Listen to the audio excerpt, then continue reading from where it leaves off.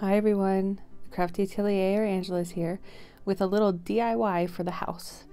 So I had this sign, it was a gift from someone, and I had it up and I was like, I'm gonna reuse this. So what I did was I covered it in white acrylic paint just to get this picture off, just so I can start with a great base. So that's what I did. I didn't do the whole frame, I didn't do the outside, I just left that the black that was originally on there because I'm going to do a sort of vignette type of picture on this, so background on this. So this is gonna go in my kitchen slash dining room area, and it's going to be Lord of the Rings themed. Sorry. And I did this freehand. I was going to do the Mod Podge method where you print it off, do the Mod Podge, and then you just take a wet like napkin or towel or something, and then you wet it down and then scrape it off with your finger, the paper, and then you have the picture basically on the wood. But yeah, didn't do that method. So these are the colors that I'm using. I'm not going to be using this one in the end, but I am going to be using the black, nutmeg, burnt umber, and burnt sienna. So I just cut this sponge actually, and I just dab it. I just dab all the colors on all the way around and just do it in a pattern that I really liked.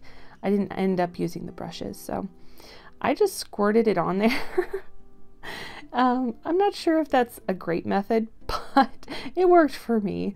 If I wanted more, I just squirted a little bit more on there, and then I just dabbed away, and I just dabbed a little bit lighter in the middle, and then I did different colors on the edges, and then around the edge on the very final go around I did black just to blend in with the original black frame of the piece. So I really like this sponge actually.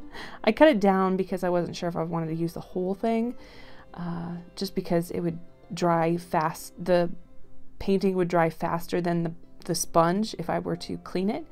So I cut it in half.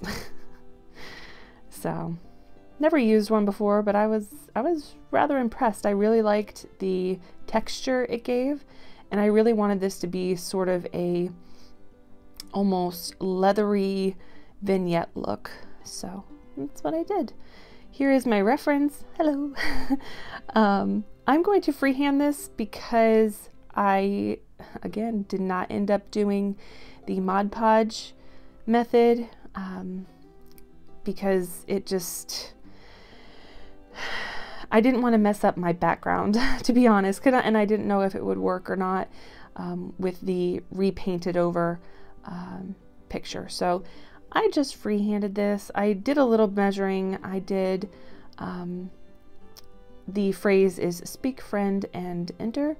So I just took a little measurement. I'm not good at math, so I just wung this. So I just kind of did a few reference points for my own use here, and then I just tried to make it as straight as possible. Yeah, and then I just started freehanding it, and I think it turned out rather well. I did a few mistakes, but even with the pencil on the painting that I did underneath with the browns and blacks, it was rather easy to just erase lightly and just brush it off. It didn't take away the paint or anything. So yeah, I actually rather enjoyed this. It took a little bit longer than I expected because I painted the lettering white first, and then I go in with Mod Podge over that, and then I go in with the gold that you'll see a little bit later. So I changed my mind about the tint or the shade of gold that I wanted for this. So yeah, it didn't work out the first time. I put it on and I was like, no, I don't like this. Nope. I'm going to be using an antique gold rather than the more bronzy kind of gold. So here I am Mod Podging everything just so everything stays in place. Just in case I messed up with the gold, I didn't actually mess up too much on my original draft here. So, because the lettering did take me quite a while to paint. I did one layer of white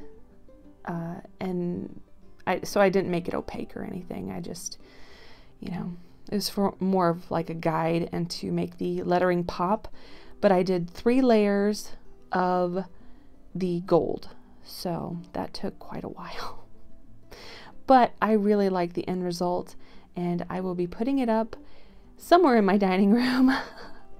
And yeah, I'm not sure if I want it on my bathroom door or my closet door where you can actually see it when you walk in. If you have suggestions, let me know. And yeah, hopefully you enjoyed. Don't forget to like and subscribe if you want some more. I will be doing more DIYs for the kitchen/dining room here fairly shortly. And yeah, I'll take you guys along with me. So thanks again, guys. I'll leave you to the rest of it. Bye.